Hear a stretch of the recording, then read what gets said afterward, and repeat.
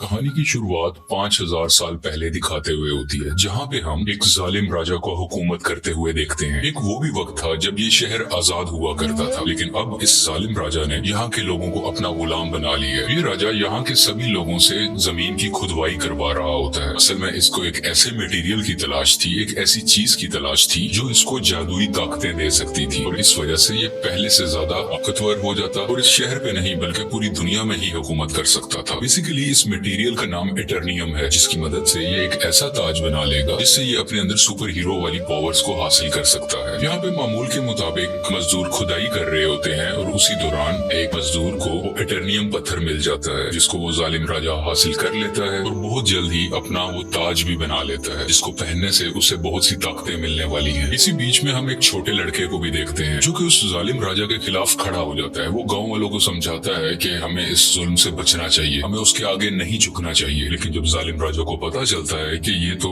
मेरे खिलाफ खड़ा हो रहा है, तो वो उसे मारने का हुक्म दे देता है। और जैसे ही उसको मारा जा रहा होता है तो वो लड़का एकदम से गायब हो जाता है और एक ऐसी जगह पे आ जाता है जहाँ पे बहुत से देवता बैठे हुए थे। ये 6 गॉड्स या देवता इस बच्चे को कहते हैं कि तुमने हिम्मत की, हमें बहुत अच्छा लगा, इसलिए हम तुम्हें एक ऐसी पावर देने जा रहे हैं जिससे तुम एक लफ्ज शज़ाम बोलोगे तो तुम्हारे अंदर हम सब की पावर्स आ जाएंगी और तुम इतने ताकतवर बन जाओगे कि तुम आराम से उस जालिम राजा को हरा सकते हो। ये छोटा लड़का करता भी ऐसे है, वो शज़ाम बोलता है और बहुत ज्यादा पावरफुल बन जाता है और फौरन ही वो उस राजा के महल में आ जाता है, जहाँ पे वो अपना शैतानी ताज पहन रहा होता है कि उसके पास बहुत सी पावर्स आ जाए। लेकिन ये छोटा लड़का जो शज़ाम बोलने के बाद अब बहुत पावरफुल बन चुका है, वो वहाँ आके तबाही मचा देता है और सबको मारने लगता है। ये इतने गुस्से में होता है कि जालिम राजा के साथ साथ वहाँ के पूरे शहर को ही तबाह कर डालता है। और यहीं से कहानी जाती है 5000 साल बाद और हम प्रेजेंट का टाइम देखते हैं। अभी के टाइम पे भी हमें वही शहर दिखाया जाता है जहाँ पर एक गैंग ने पूरे तरीके से इस शहर पे कब्जा किया होता है, लोगों पे जुल्म कर रहे हैं, लूट मार कर रहे हैं, पूरी तरह से इस शहर को कंट्रोल में कर रखा है। असल में इस गैंग का एक ही मकसद है कि उस ताज को तलाश करना, यानी कि ये उसी क्राउन, उसी ताज को तलाश कर रहे होते हैं जो आज से 5000 साल पहले उस जालिम राजा ने बनाया था। वो खुद तो मारा गया था, लेकिन उसका ताज अभी भी कहीं न कहीं इसी शहर में ही दफन है। अब हम एक लड़की को देखते हैं जिसका नाम एड्रियाना है। वो भी इसी ताज को ही ढूंढ रही होती है। ये लड़की पुरानी चीजों को ढूंढने में काफी एक्सपर्ट है, क्योंकि ये आर्कियोलॉजिस्ट है, यानी ये वो लोग होते हैं जो जमीन की खुदाई करते हैं और हिस्ट्री की बहुत सी चीजों के बारे में काफी मालूमात भी रखते हैं। तो ये लड़की एड्रियाना एक केव में जाती है, गार में जाती है, जहाँ पे काफी कोशिशों के बाद इसको वो ताज मिल भी जाता है। एड्रियाना और उसके साथी इसी बात को लेके खुश हो ही रहे होते हैं, तो हमें पता चलता है कि इसी का एक साथी जिसका नाम इस्माइल है, वो उसी गैंग के साथ मिला हुआ है जिसने पूरे शहर पे कब्जा कर रखा है। तभी इस्माइल अपने साथ आए हुए एक साथी को मार देता है और अपने गैंग के दूसरे लोगों को भी उसी गार में बुला लेता है।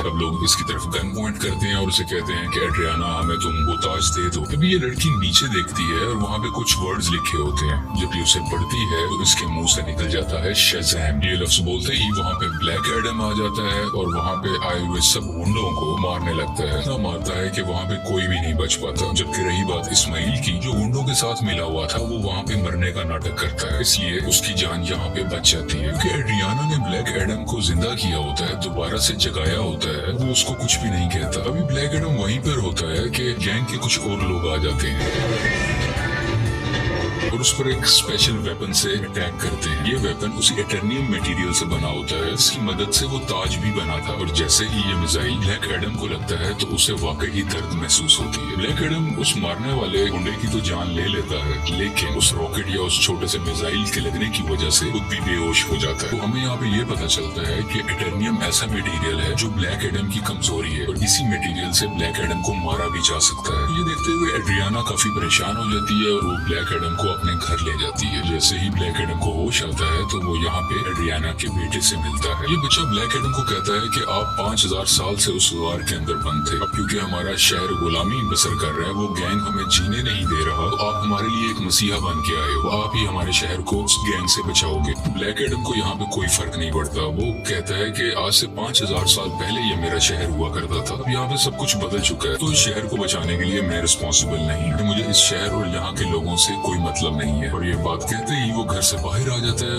और शहर में फिरने लगता है और शहर को देखने लगता है। इसके बाद हम एक फीमेल लीडर को देखते हैं जिसका काम इस दुनिया में आने वाले सुपर हीरो और सुपर विलन्स को रोकना होता है। दुनिया में ऐसे हालात रखने होते हैं जिसकी वजह से आम लोगों को कोई मुश्किल ना आए और हमारी जमीन को भी कोई खतरा ना हो। वो यहाँ पे एक सुपर हीरो हॉकमैन से बात कर रही होती है। कहती है कि ब्लैक एडम अब वापस आ चुका है और उसे अगर रोका ना गया वो पहले की तरह इस बार भी बहुत ज्यादा तबाही मचा सकता है, और वो अगर पागल हो गया, वो गुस्से में आ गया, तो उसको रोकना लगभग नामुमकिन है। हॉकमैन इस चीज के लिए राजी हो जाते हैं और अपनी टीम इकट्ठी करते हैं जिसमें और भी बहुत से सुपर हीरोज शामिल होते हैं और सब मिलकर ब्लैक एडम को पकड़ने के लिए निकल जाते हैं। दूसरी तरफ उस गैंग के कुछ लोग एड्रियाना के घर पहुंच जाते हैं क्योंकि उन्हें पता था वो ताज अभी भी उसी के पास है, तो वो ताज लेने ही गए थे। और जैसे ही वो लोग एड्रियाना की फैमिली पे हमला करने वाले होते हैं तो ब्लैक एडम्स वहाँ पे उनको बचाता है और उस गैंग के लोगों को एक बार फिर से मार डालता है। और बचे हुए कुछ लोगों से ये अभी फाइट कर ही रहा होता है। अभी उसी वक्त हॉकमैन की बनाई हुई टीम वहाँ पे आ जाती है और ये सब मिलके ब्लैक एडम से लड़ाई करने लगते हैं। लेकिन अभी भी ब्लैक एडम इन पर भारी था। वो गैंग के लोग और जस्टिस सोसाइटी की टीम दोनों मिलके भी इसका कुछ नहीं बिगाड़ पा रहे थे और आखिरकार ब्लैक एडम वहाँ से चला जाता है। ये जस्टिस सोसाइटी की टीम जो कि हॉकमैन की बनाई हुई टीम है, वो एड्रियाना के पास आते हैं और उससे मदद मांगते हैं कि तुम हमारी हेल्प करो उसको पकड़ने में। लेकिन एड्रियाना उन्हें कहती है कि तुम तब कहाँ थे जब हम पे ये जुल्म हो रहे थे, तुम लोगों को तो मैंने पहले कभी नहीं देखा। एक ब्लैक एडम ही है जिसने हमें बचाया। जब मैं मरने वाली थी तो उसी ने ही मुझे बचाया था। जस्टिस सोसाइटी के लोग कहते हैं जिसको तुम समझ रही हो कि वो तुम्हारी हिफाजत कर रहा है, वो बहुत खतरनाक है। आज से 5000 साल पहले भी उसने हमारे इसी शहर को पूरे तरीके से तबाह कर दिया था। और बिल आखिर ये लोग एड्रियाना को राजी कर लेते हैं और इसीलिए एड्रियाना सबको ब्लैक एडम के पास ले जाती है ताकि सब लोग बैठ के आपस में बात कर सके, ताकि वो दोनों एक दूसरे की बातों को समझ सके और इनकी आपस की लड़ाई आपस में खत्म हो जाए। अभी दूसरी तरफ इस्माइल जो कि एड्रियाना का साथी था, वो उसके घर में एंटर हो जाता है ताकि वो ताज वहाँ से ढूंढ सके और उसका इस्तेमाल अपने लिए कर सके। लेकिन जब उसे वो ताज नहीं मिलता तो वो गुस्से में एड्रियाना के बेटे को उठा के अपने साथ ही ले जाता है। यहाँ काफी चालाकी से इसका बेटा अपनी मदर यानी एड्रियाना को फोन कर देता है और सब कुछ बता देता है कि मुझे किडनैप कर लिया गया है, मुझे इस्माइल ने ही किडनैप किया है। सुन के ये काफी परेशान हो जाती है, इसलिए ये जस्टिस सोसाइटी और ब्लैक एडम से हेल्प मांगती है, मेरे बेटे को वापस लाने में मेरी मदद करो। और ये दोनों राजी भी हो जाते हैं और मिलकर उसके बेटे को ढूंढने लगते हैं। यहीं पर हॉकमैन उस गैंग के 2 आदमियों को पकड़ लेता है। मार के पूछने पे उसे पता चलता है कि इस्माइल कहाँ पे है। इस्माइल ने उसके बेटे को एक खुफिया जगह में रखा है जो कि एक रेगिस्तान में है। और जब ये सब यानी ब्लैक एडम और जस्टिस सोसाइटी उस जगह पर पहुंचते हैं तो देखते हैं कि इस्माइल ने उसके बेटे पे गन पॉइंट की हुई है। और यहाँ पे इस्माइल एक राज बताता है कि वो गैंग जो पूरे शहर में तबाही मचा रहा है उसका लीडर मैं ही हूँ और ये सब गुंडे मेरे लिए ही काम करते हैं। इसलिए वो एड्रियाना को कहता है कि अगर तुम्हें अपने बेटे की जान बचानी है तो मुझे वो ताज दे दो। ये परेशान माँ उसको वो ताज दे देती है ताकि उसके बेटे की जान बच सके। लेकिन इसके बावजूद भी वो उस बच्चे पे गोली चला देता है और जैसे ही ब्लैक एडम ये देखता है तो वो तेज स्पीड से उड़ता हुआ उसके आगे आकर उस बच्चे की जान बचा लेता है। और यहाँ पे इस्माइल को अपनी लाइटनिंग से जला के मुकम्मल तरीके से खत्म कर डालता है। यहाँ पे ब्लैक एडम भी हॉकमैन से मिलता है और उसको एक बहुत बड़ा राज बताता है कि आज से 5000 साल पहले वो लड़का जिसने उस जालिम राजा के खिलाफ आवाज उठाई थी वो मैं नहीं था बल्कि वो मेरा बेटा था। और जब जालिम राजा मेरे बेटे को मार रहा था तो वो उसी वक्त वहीं से गायब हो गया था। इस चीज को देखते हुए जालिम राजा को बहुत गुस्सा आया क्योंकि अब वो मेरे बेटे को तो ढूंढ नहीं पा रहा था, तो उसने मुझे मेरे घर वालों को पकड़ लिया और हमें बहुत मारा पीटा। हमें इतने बुरे तरीके से मारा गया कि शायद कोई जानवरों पे भी ऐसा सलूक नहीं करता। देखते ही देखते मेरी वाइफ वहीं पर मारी गई और मैं भी तकरीबन मरने ही वाला था। तभी मेरा बेटा मेरे पास वापस आ गया जिसके पास बहुत सी शक्तियां थी, बहुत सी पावर्स थी और उसने अपनी सारी पावर्स मुझे दे दी। यानी कि अब सारी पावर्स मेरे अंदर आ चुकी थी। अभी हम दोनों बात कर ही रहे थे तभी जालिम राजा के लोगों ने एक बार फिर से हम पे हमला कर दिया। वहाँ पे मैं तो बच गया क्योंकि मेरे पास बहुत सी पावर्स थी, लेकिन मेरा बेटा मेरी आंखों के सामने ही मारा गया। अपने बेटे को मरता हुआ देख के मैं आग बबूला हो गया, यानी मुझे बहुत गुस्सा आ गया और मैंने जालिम राजा और उसके लोगों को तो मार दिया, लेकिन वो पावर्स, वो शक्तियां मेरे काबू में नहीं रही। मैं उन्हें कंट्रोल ही नहीं कर सका। देखते ही देखते ये पूरा शहर मेरे ना चाहते हुए तबाह हो गया।